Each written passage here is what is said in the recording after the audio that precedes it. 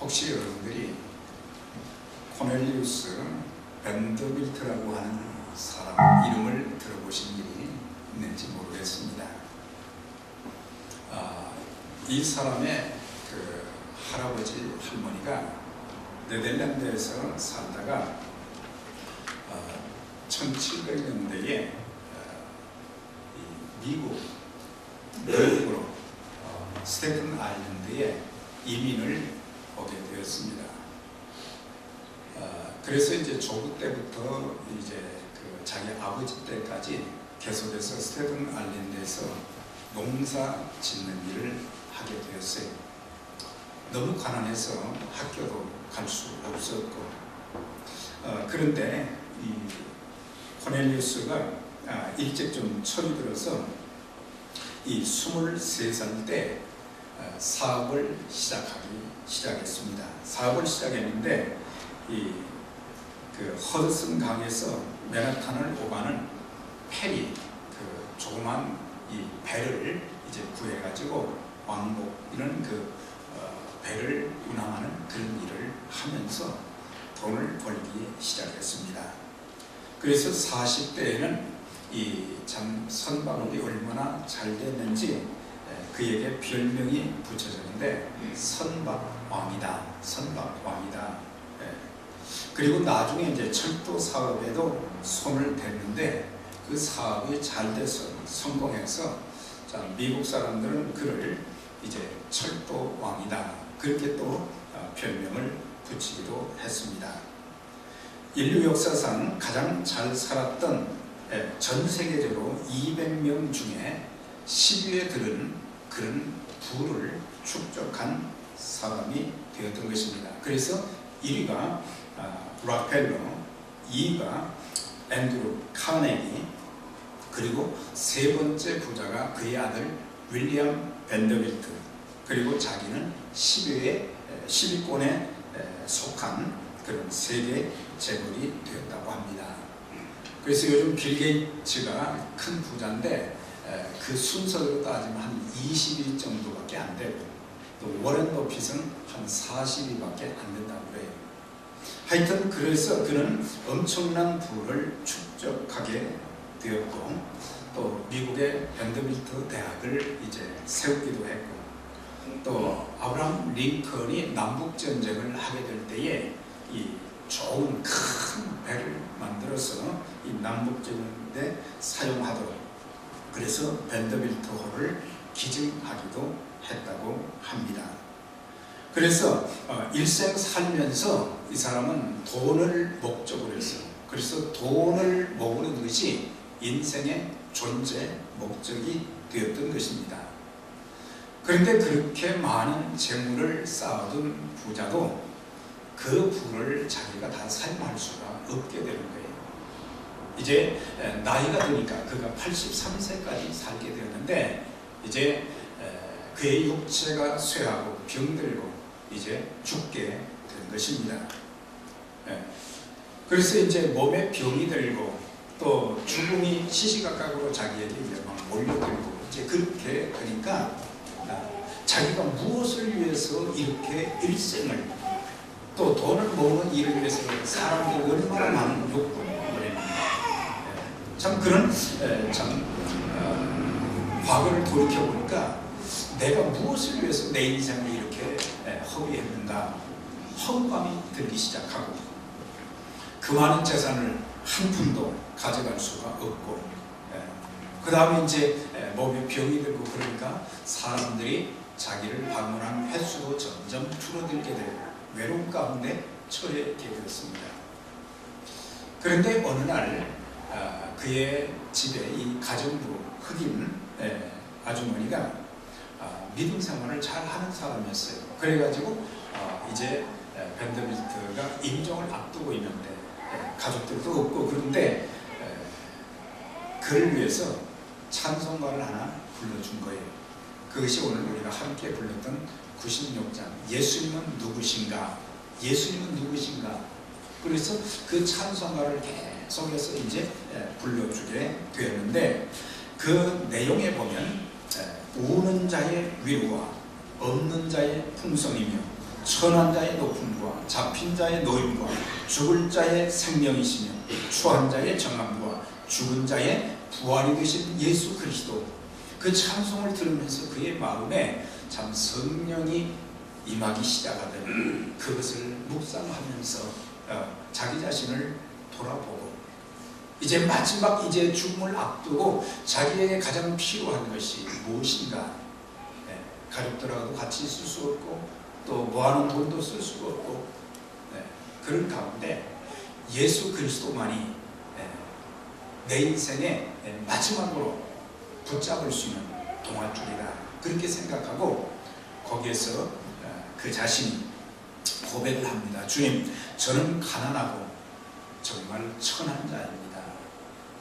제가 예수님도 알지 못하고 이 땅의 것을 위해서 그렇게 평생을 몸부림치며 살았는데 이제는 다 놓고 와야 되는데 주님, 이제 제가 주님을 제 마음속에 구세주와 주님으로 영접하기를 원합니다. 그래서 예수님을 구세주와 주님으로 영접하고 또 평안한 가운데 이렇게 며칠을 더 살다가 아주 참 그의 죽음이 마지막 그 죽은 모습이 그렇게 평화로울 수가 없었다, 그런 이야기가 있습니다. 예수님은 누구신가? 우리가 인생에서 물을 수 있는 질문 중 이보다 더 중요하고 본질적인 질문은 없게 되는 것입니다. 그래서 우리는 예수 그리스도, 그래서 예수님을 그리스도로 만나야 되는 것입니다. 위대한 선생이나 성인이 아닌 나를 구원하실 분, 나의 삶 전체를 주관하시고 다스리실 주인으로 만나야 되는 것입니다. 주님께서는 3년간의 공생의 삶을 통해서 참 말씀을 전하시고 가르치시는 일, 또 병자들을 고치셨습니다. 그 중에서도 핵심적인 사역이 뭐겠어요? 제자들을 선택하셨어요. 12제자를 선택하시고 그들과 함께 있으시고 또 그들에게 말씀을 가르치시고 삶의 본을 보여주시고 그렇게 한 이유 중에 가장 큰 이유가 뭐냐? 예수님의 제자들이 자신이 누구인지를 바로 알기를 원하셨다고 하는 사실이에요. 단순한 선생이요 가르치는 교사가 아니라 예수님이 바로 하늘의 보호자를 버리시고 이 땅에 오신, 그리고 온 인류의 죄를 대신해서 십자가에 죽으시고 부활하신 그 주님이시라는 것을 알게 하기 위해서 계속해서 3년 동안 가르치셨어요. 그게 잘 몰랐잖아요. 그런데 예수님께서 이 질문을 어디서 했느냐면 가이사랴 빌립보라고 했어요. 가이사랴 빌립보는 이제 그 유대의 그 분동 왕이 헤롯이었는데 그 로마의 지배를 받고 있었기 때문에 로마의 황제가 그 왕을 세웠단 말이죠. 그러니까는 자기를 왕으로 세워준 것에 너무 감사해서 로마 황제를 숭배하는 큰 신전을 가이사랴 빌립보에다 지었답니다. 그리고 그 신전 안에는 말이죠, 한 850개의 많은 종류의 신들이 있었다는 거예요. 그 많은 신들이 있는 그 앞에서 예수님께서 이제 제자를 향해서 물으신 거예요. 첫째가 바로 사람들이 인자를 누구라 하더냐. 예수님이 땅에 오셔서 참 가난한 사람들, 병든 사람들, 참 외로움 가운데 있는 사람들, 하늘의 소망을 갖지 못하고 유리방황하는 그런 사람들을 찾아다니시면서 참 병도 고쳐주시고 또 죽은 자도 살리시고 또 위로해 주시고 필요한 것을 먹이시고 그랬기 때문에 사람들이 나를 얼마나 아는가. 그래서 제자들을 통해서 물어봤어요. 사람들이 인자를 누구라 하더냐. 그랬더니 침례 요한이다. 침례 요한은 바로 예수님보다 6개월 먼저 참 선구자의 참 자격으로 온 사람이죠. 예수님께서 그를 향해서 하신 말씀이 여인이 낳은 자 중에 요한보다 큰 이가 없다. 그만큼 사람들에게 굉장히 큰 자로서의 그런 삶을 살았고 그 시대에 이제 죄악된 백성들을 향해서 회개 메시지를 강력하게 전했고, 수많은 사람들이 회개하고 말이죠, 돌아올 때 요단강에서 또 침례도 주었던 위대한 설교자. 그래서 사람들은 예수님에 대해서 침례 요한인가, 또 어떤 사람들은 엘리야다. 엘리야는 그가 기도하니까 하늘에서 불이 내려와 재단을 사르게 했고, 또 3년 6개월 동안 이스라엘 땅에 가뭄이 들었을 때 하나님 앞에 간절히 눈물로 기도해서 하늘문을 열어서 비가 내리게 했던 그 능력의 사람. 그 다음에 죽음을 보지 않고 불말과 불병거를 타고 하늘로 승천했던 사람. 그래서 예수님을 가르쳐서 엘리야다 그렇게 말하는 사람들도 있었다는 것입니다. 또 어떤 사람들은 예레미야다, 또 선지자 중에 한 사람이다. 그래서 그 시대의 사람들이 예수님을 만났고 예수님 통해서 많은 참 도움을 받고 그랬지만 예수님이 누구신지를 전혀 몰랐던 거예요. 그 많은 사람들의 한 사람도 예수님은 자기들의 인생에 도움일 정도로만 생각했다는 거예요. 도와주는 사람. 물론 주님께서는 우리가 이 땅에 살면서 겪는 많은 아픔과 고통과 어려움이 있을 때 우리를 외면하지 아니하십니다. 우리를 도와주십니다. 우리의 삶을 참 이끌어 주시고 보호하시고 많은 참 복을 주시지만은 그것이 주님의 본질만은 아니라고 하는 사실이에요. 그래서 주님께서 이제 중요한 것은 사람들이 나를 누구로 하느냐, 그것도 중요하지만 더 중요한 것은 나와 같이 3년 동안 같이 했던 이 제자들이 나를 얼마나 아는가. 너희는 나를 누구로 아느냐. 예수님 제자들은 예수님께서 참 가나 혼인잔치에서 물로 포도주를 만드는 것도 다 눈으로 확인했던 사람들입니다. 또한 이제 오병이어의 기적을, 벌떡다섯개와 물고기 2마리를 가지고 5,000명이라는 많은 사람들 먹이고 그런 것도 보았고, 또 갈릴리 바다의 풍랑일 때 말이죠, 우리 주님께서 오셔서 이 바다야 잔잔하라 그렇게 할 때에 참 이 풍랑도 바람도 잔잔하는 그런 그 광경도 제자들이 보았어요. 심지어 죽은 자들을 살리는 일까지 제자들이 다 보게 된 것입니다. 그래서 그 제자들에게 너희는 나를 누구라 하느냐, 제자들에게 직접 물으신 거예요. 그러면서 오늘 우리에게 교회 생활을 우리는 수년 동안 했어요. 아니면 수십 년 동안 했어요. 우리 각 사람들에게 묻습니다. 너희는 나를 누구라 하느냐. 여러분들은 예수님에 대해서 뭐라고 답을 할 수 있겠는가? 주님이 물으셨다고 할 때 뭐라고 답변하겠어요? 베드로의 고백처럼 주는 그리스도시요 살아계신 하나님의 아들입니다. 그래서 나중에 보면 말이죠, 바요나 시몬아 내가 복이 있도다 이를 내게 알게 하면은 혈육이 아니고 바로 하나님이시다. 이제 그런 말씀을 했습니다만, 여기에서 보면 말이죠, 주는 그리스도시요 그랬는데 우리말 성경에는 주는 그리스도시요 그랬어요. 그러나 영어 성경이나 원문에 보면은 이 정관사가 앞에 붙여 있어요. You are the Christ.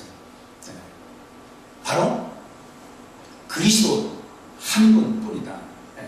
하나님의 아들 한 분뿐인 기름 부으신 분이시다.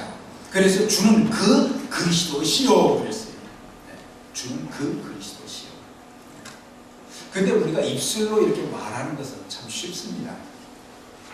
주는 그리스도시요 살아계신 하나님의 아들입니다. 베드로처럼 입술로는 고백하기가 쉬워요. 제가 그 인터넷을 통해서 용서라고 하는 이 영화를 이렇게 줄여서 이렇게 만든 그 내용을 보았어요. 이것은 이 팔레스타인을 배경으로 해서 이제 그 만든 기독교 영화입니다. 그런데 사실적인 부분들을 이제 대부분 그 영화로 만들었던 거예요.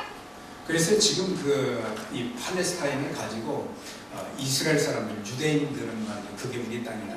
또 팔레스타인 사는 사람들은 이미 우리에게 옛날부터 선조들이 약속해 준 그 땅이다. 서로 막 지금 싸움을 하고 있잖아요.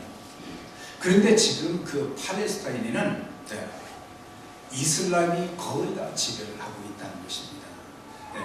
그러니까는 모하мет을 믿는 그런 그 종교, 알라신을 믿는 것을 이슬람이라고 그러죠. 그런데 그 모하마드를 믿는 사람들을 가리켜서 무슬림이라고 그러잖아요. 무슬림. 그러니까 이슬람을 믿는 사람들을 무슬림이라고 부르는데, 거기에서 말이죠, 무슬림들 중에 예수 믿는 사람들이 많이 생기기 시작하는 거예요, 지금. 그래서 만약에 무슬림에서 기독교로 개정을 하게 되면은 이 감옥에 집어넣거나 아니면은 죽인다는 거예요. 돌로 쳐서 죽이기도 하고 또는 목을 베서 죽이기도 하고. 그러니까 예수 믿는 것은 생명을 걸고 믿는 거예요. 그래서 이 사람들이 집에서나 교회에서 예배를 드릴 수 없으니까 거기 보니까 산에 가서, 이제 아주 한적한 산에 가서 거기서 예배하고 거기서 기도하고 그러고 있더라고요. 근데 그것이 발견되었어요. 발견되었는데 이제 그 사람들을 잡아와가지고 막 구타하기 시작하는 거예요. 몽둥이로 막 내리치는 거예요. 그러면서 선택을 하라는 거예요. 알라를 선택할지 아니면 예수를 선택할지, 그리스도를 선택할지, 둘 중에 하나 선택을 하라. 그런데 그리스도를 선택하면 거기서 죽는 거예요. 죽는 거예요. 살기 위해서는 나는 모하메드를 믿습니다. 모하메드를 믿습니다. 그렇게 해야 돼요. 자, 여러분들이 그런 상황이 되었다면, 둘 중에 하나를 지금 선택해야 하는데, 그 순간 내가 그리스도를 믿는다 그러면 나는 맞아서 죽어요. 그때 주님이 우리에게 물으신다. 너희는 나를 누구라 하느냐? 주는 그리스도시요 살아계신 하나님의 아들입니다. 그렇게 고백할 수 있으시겠습니까? 이렇게 조용해. 우리가 핍박이 없고 어려움이 없을 때는 다 예수 잘 믿는 것처럼 보이지만, 정말 내 생명의 위기가 왔을 때도, 그때도 나는 예수를 믿겠습니다. 그렇게 할 수 있는 말이죠. 그래서 우리가 입술로만 예수 믿는다, 이렇게 하면 안 되는 거죠. 생명 걸고. 그래서 복 중에 최고의 복은 아까 예수 믿는 것이다. 그러니까 여러분들 다 아멘 하셨어요. 단순히 우리를 잘되게 만들어 주시는, 영생을 주시는, 우리에게 하나님의 축복을 가져다 주는 그런 역할을 하는 주님이기 때문에 복이 아니고, 내 영혼을 하나님 나라에 갈 수 있도록 만들어 주시는 그분, 나를 얼마나 사랑하셨는지, 나를 위해서 십자가에 고난 받으시고 죽으신 그 주님, 그 주님을 내가 구세주와 주님으로 믿습니다. 이런 고백이 저와 여러분들의 있기를 주의 이름으로 축원합니다. 그래서 구약시대 때 보면은 이제 그 기름 부음을 받은 종류가 세 종류가 있잖아요. 선지자들을 세울 때 기름 부어서 세웠다. 제사장을 세울 때도, 왕을 세울 때도 기름 부어서 세웠다 그랬어요. 그러니까 선지자, 제사장, 왕을 이스라엘 사람들은 참 선지자, 참 왕, 참 제사장을 참 많이 기다렸는데, 바로 이제 그분이 메시아 곧 그리스도다. 그리스도는 기름 부음을 받은 자라는 그런 뜻입니다. 그래서 그분이 제사장으로 오셨다. 제사장은 뭐예요? 백성들의 죄를 대신하기 위해서 이제 죄 문제를 해결하기 위해서 속죄의 제물을 죽이고 그 피를 가지고 이제 지성소로 들어가고, 또 하나님의 진노가 풀리고 또 하나님과 화목하게 만들어주는 그런 중간 역할을 하는 사람이 제사장이에요.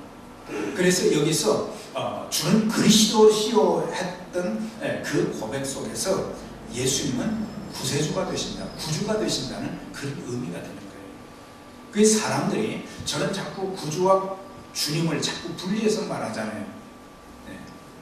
물론 그게 하나로 돼야 되는데, 구세주는 나를 죄 가운데서 건져주신 예수님을 내 마음에 구주로 모시기는 하지만, 그러나 사실상 우리의 삶에 보면 주인으로 안 모신다는 것입니다. 그분이 나의 주인이신데 우리는 그분을 주인 대접을 안 하신다는 거죠. 내 마음대로 하는 거예요. 사는 것도 내 마음대로 살아요. 결정할 때도 기도하지 않고 내 마음대로 하고, 말할 때도 내 마음대로 하고, 행동할 때도 내 마음대로 하고, 무엇인가를 새롭게 시작할 때도 내 마음대로 하고, 그분이 주님이 되시지 않는다는 사실이에요. 그래서 구세주와 주님으로 믿되 내 생명을 걸고 그분을 믿는 자세가 필요하다. 왕에게 기름을 부었다. 왕은 다스리는 역할을 하는 것입니다. 그러니까 그분은 우리의 운명, 우리의 삶을 인도해 주시는 분이세요. 그래서 그분은 바로 주님이시다. 우리가 교회 생활을 그렇게 오래 하고 중요한 직분을 가졌다 해도 예수님을 구세주와 주님으로 고백하지 않으면 그 사람은 더 이상 그리스도인이 아닌 것입니다. 교인은 되지만 그리스도인은 아니다 라고 하는 것입니다. 여러분 모두 한 분도 빠짐없이 그리스도인이 되셨습니까? 이거 아멘 아직 안 하신 분들은 상당히 깊이 생각을 하셔야 돼요. 신앙생활의 시작은 예수님을 영접함으로 인해서 하나님의 자녀가 되었을 때부터, 이제 거듭났을 때부터, 지난주에 제목이 거듭나셨습니까? 그렇죠? 거듭났을 때부터 우리의 신앙생활이 시작이 되는 거예요. 영원한 교인으로 남아있으면 안 되는 것입니다. 우리도 똑같이 베드로와 같이 주는 그리스도시요 살아계신 하나님의 아들입니다, 이런 고백이 말이죠. 정말 있어져야 돼요. 여러분들 중에 예수님 영접하지 못하고 주님 앞에 섰을 때 어느 교회 다녔느냐? 그래서 교회 다녔어요. 그 교회에서는 그것도 안 가르치더냐? 그러지 마시고 예수님 구세주와 주님을 영접하셔서 주님 나라에 들어가는, 주님의 참 자녀가 되는, 영생의 복을 누리는 믿음의 가족들이 다 되시기를 주의 이름으로 축원합니다. 그래서 우리가 이제는 예수 믿는 사람이면, 그런 고백을 한 사람이면, 그런 고백을 한 사람이면 적어도 우리가 우리의 삶이 달라져야 되는 것입니다. 우리가 교회 올 때도 말이죠, 빈손으로 오지 마시고 여러분들 성경을 좀 가지고 오시고 말이죠. 성경도 나의 사랑하는 책, 비록 헤어졌으나, 여러분들 성경 좀 헤어졌어요? 어머님의 무릎 위에 앉아서 어머니가 읽던 그 성경 여러분들이 받아서 말이죠, 읽을 수 있는 그런 후손들이 될 수 있어야 되거든요. 성경이 항상 새로워지고 있으면 안 돼요. 아이고 하나님 말씀에도 어떻게 줄을 칩니까? 성경 책이지, 이거는 성경 책이에요. 여기다가 말이죠, 스펄전 목사님처럼 왜 TP 막 적으시고 말이죠, 이 말씀대로 순종했더니 프로가 되었다, 그런 감정들이 좀 많았어요. 교회 할 때도 성경 찬송을 끼고 말이죠. 직장에 가서도 내가 예수 믿는 사람인지 아닌지 아무도 모른다면 그 문제가 심각한 거예요. 사람들이 다 모였는데 직장에서 말이죠, 기도한 것이 쑥스러워서 그냥 눈 번이 뜨고 말이죠, 그냥 조용히 그러고는 식사하지 마시고 어디 가든지 머리 숙이고 하나님 앞에 감사하는 그런 기도를 참 드리고, 그래서 사람들이 볼 때에 저 사람은 예수 믿는 사람이구나. 그래서 베드로의 고백에 대해서 주님이 하신 말씀이 뭐예요? 바요나 시몬아 내가 복이 있도다. 바요나는 아람어로 아들, 요나는 히브리어로 요한이에요. 그래 요한의 아들 시몬아. 그래서 예수님께서 요한복음 22장에서 요한의 아들 시몬이라고 했어요. 요한의 아들 시몬아, 내가 복이 있도다. 이를 내게 알게 하니는 혈육이 아니요 하늘에 계신 내 아버지시니라 그랬어요. 네. 혈육이 아니다 그랬어요. 네. 여기서 혈육이라는 단어가 나와요. 요한복음 1장 12절 13절에 보면 영접하는 자 곧 그 이름을 믿는 자들에게는 하나님의 자녀가 되는 권세를 주셨으니 이는 혈통으로나 육정으로나 사람의 뜻으로 나지 아니하고 하나님으로부터 난 사람들이라 그랬어요. 그러니까 혈통은 뭐예요? 네. 육신의 혈통이에요. 네. 부모가 예수 믿었다고 해서 아들이 다 예수 잘 믿는 거 아니거든요. 혈통으로 되는 것이 아니에요. 욕심으로 되는 것도 아니고, 네. 그 다음에 사람의 뜻으로 되는 것도 아니다. 사람들이 말이죠, 종교를 가져보기도 하고 또 선행을 해보기도 하고 고행을 해보기도 하고 그런 것으로 예수를 믿는 것이 아니란 말이죠. 그러면서 하나님으로부터 났다. 그래서 성령께서 우리의 마음에 깨우침을 주셔서 예수님은 그리스도시다. 그분은 하늘의 보좌를 버리시고 이 땅에 오셨다. 우리를 사랑하셨다. 나의 죄를 대신해 십자가에 죽으시고 사흘 만에 부활하셨다. 나의 삶을 이제 이 땅에서도 주관하시고 내 영혼을 하나님 품에 들어갈 때까지 나를 인도하시는 분이시다. 그것을 알게 하시는 이는 성령이십니다. 그래서 어떤 사람들은 믿고는 싶은데 자꾸 믿으라고 하니까 믿고는 싶은데 안 믿어지는 거예요. 성령께서 감동하시고 감화하시면 믿어지는 줄 믿습니다. 성령님. 그래서 기도할 때마다 내 마음에 말이죠, 감동도 없고 믿어지지도 않고 성경 얘기는 다 거짓말 같고 말이죠. 하나님, 저에게 참 이 말씀이 믿어지게 해 주십시오. 저에게 깨우쳐 주십시오. 그럴 때 성령님이 우리에게 말이죠, 내가 전혀 지식으로 할 수 없었던 것들, 지혜로 할 수 없었던 것들, 사람의 이성으로 알 수 없었던 것을 성령님이 알게 해주시는 거예요. 또 믿어지게 만들어 주시는 거예요. 여러분들 삶 속에 평생 성령의 깨우치심과 또 지도하심, 성령의 인도하심이 평생 같이 하시기를 주의 이름으로 축원합니다. 자, 그런데 이제 주님께서 바요나 시몬아, 내가 복이 있도다. 뭐가 복이 있느냐? 주는 그리스도시요 살아계신 하나님의 아들입니다. 그런 고백을 한 베드로에게 참 너 복이 있는 사람이구나. 정말 복이 있는 사람이구나. 그러면서 또 복에 대해서 말씀하신 것이 18절 19절 아닙니까? 또 내게 이르시되 너는 베드로라. 내가 이 반석에 내 교회를 세우리니 음부의 권세가 이기지 못하리라. 내가 천국 열쇠를 내게 주리니 내가 땅에서 무엇이든지 매면 하늘에서도 매일 것이고 내가 땅에서 무엇이든지 풀면 하늘에서도 풀리리라. 그 말씀을 하셨어요. 자, 내가 이 반석에 내 교회를 세운다. 여기서 반석은 베드로를 말하는 것이 아닙니다. 베드로의 인격을 말하는 거예요. 베드로를 통해서 교회를 세운다, 그런 뜻이 아닙니다. 베드로가 고백한 그 고백의 터전 위에 교회를 세우겠다 그랬어요. 그러니까 교회가 뭡니까? 교회가 건물이 아니에요. 예수님을 구세주와 주님으로 고백한 사람들이 모인 그 모임을 교회라고 하는 거예요. 그걸 아는 거예요. 건물이 교회가 아니에요. 믿는 사람들, 예수님을 구세주와 주님으로 영접한, 그래서 주님은 그리스도십니다. 주님은 그리스도십니다. 그런 고백을 한 사람들 위에 교회를 세우겠다고 하는 것이에요.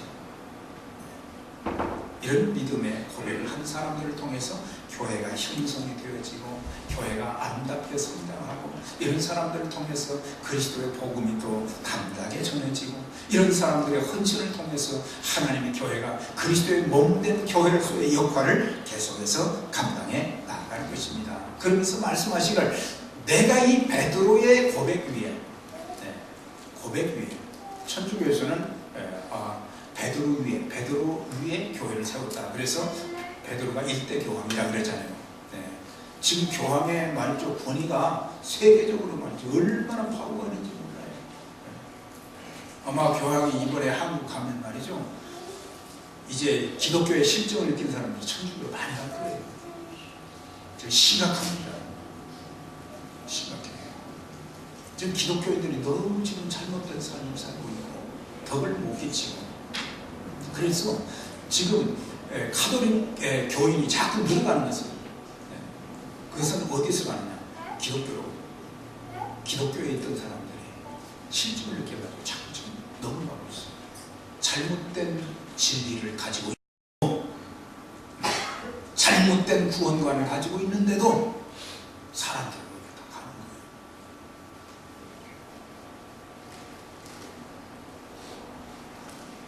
그러면서 내가 이 반석에 내 교회를 세우겠다.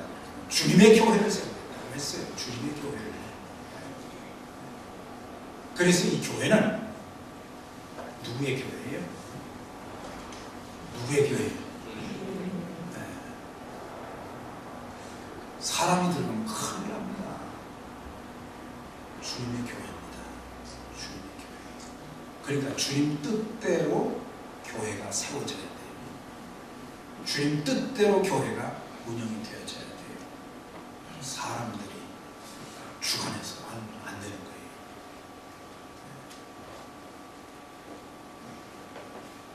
그러면서 참 또 축복을 주신 것 중에 음부의 권세가 이기지 못한다 그랬어요. 음부의 권세. 음부는 지옥을 말하는 거잖아요. 지옥 권세가 이기지 못한다. 사단이 우리를 계속해서 예수 믿는 사람들을 유혹하고 핍박하고 그러면서 우리를 말이죠, 지옥으로 끌고 들어갈래도 한 번 예수께 붙잡힌 바 된 사람들은 주님이 끝까지 붙들어 주십니다. 끝까지 주님 붙들어 주세요. 내가 지치고 힘들 때 주님 저를 좀 붙들어 주세요.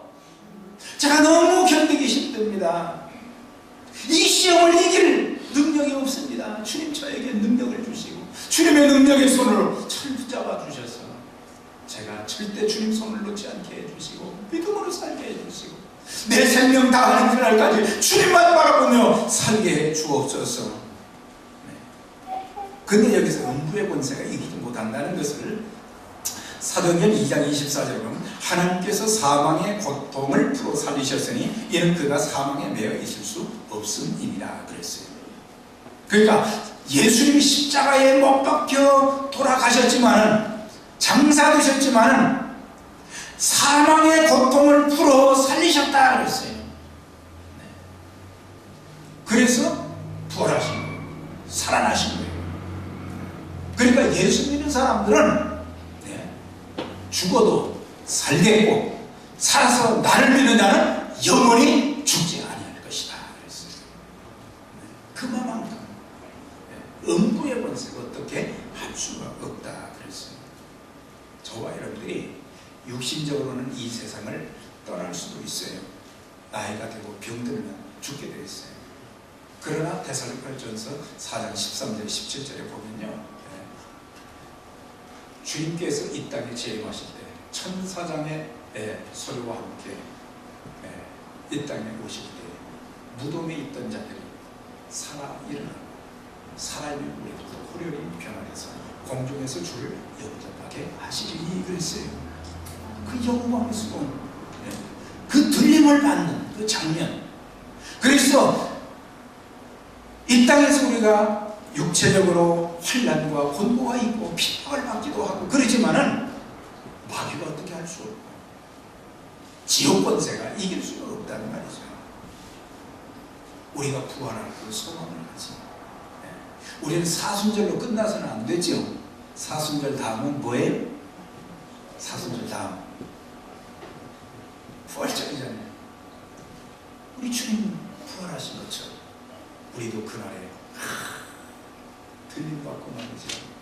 그 광경을 한번 상상을 해보세요. 여기 있는 분들 중에 한 분이라도 그때 말이죠, 아니 다 들림받는데 왜 나는 안 올라가지? 그런 분이 없기를 바랍니다. 그런 분이 없기를 바랍니다. 예수를 믿는 것이 굉장히 중요한 거예요. 남들이 볼 때는 뭐 그건 내 마음이지, 뭐 믿고 안 믿고는 내 마음이지, 그게 아니에요. 예수를 믿는다는 것은 엄청난 축복이에요. 네. 코넬리우스 밴드빌트가 그렇게 많은 재물을 가지고, 네. 자기 아들은 세계 3위, 자기는 10위에 속한 그런 부를 가지고 있어도 마지막 순간 예수님을 붙잡은 걸 보세요. 네. 예수님 붙잡은 걸 보세요. 네. 이 세상 모든 것을 들여서라도 내가 예수님 만난다면 그건 최고의 축복인 것입니다. 네. 최고의 축복이에요. 그러면서 음부의 권세가 이기지 못하고 천국 열쇠를 내게 준다 그랬어요. 천국 열쇠.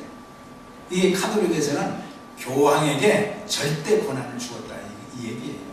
천주교에서는 그렇게 얘기해요. 그래서 교황이 그렇게 대단한 거예요. 그런데 사실 보면 베드로가 그런 고백을 했지만 나중에 보면 예수님 얼마나 부인을 많이 했어요. 그 베드로라는 사람은 형편없는 거예요. 성령님이 그를 붙잡아 주셨기 때문에 그가 나중에 쓰임을 받았지만, 그러니까 사람이 교황에게 절대 권한을 준 것이 아니에요.